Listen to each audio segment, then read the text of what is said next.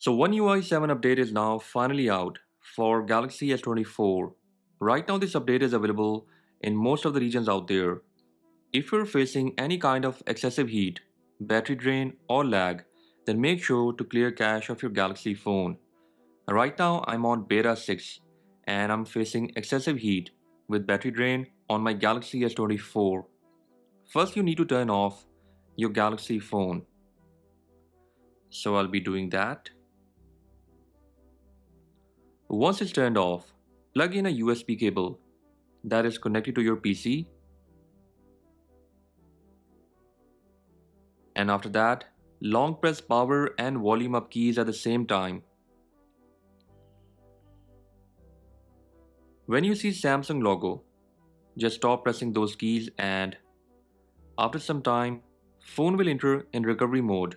In recovery mode, you have to choose clear cache partition, and you can do that by pressing volume up and down keys like this. And when you are on that option, press power key and select that option.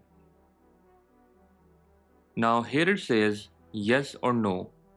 Once again select yes using volume down key and press power key to clear cache of your Galaxy phone. So cache of your Galaxy phone will be cleared up. Don't worry, this won't delete any data on your Galaxy phone. Once the process is done, just reboot your phone by selecting this option. Now your phone will reboot. Wait for some time so that all those installed apps can be optimized. After this, you can start using your phone normally. So that's a simple process. Let me know in the comment section if you are facing any kind of lag or battery drain after this update on your Galaxy S24.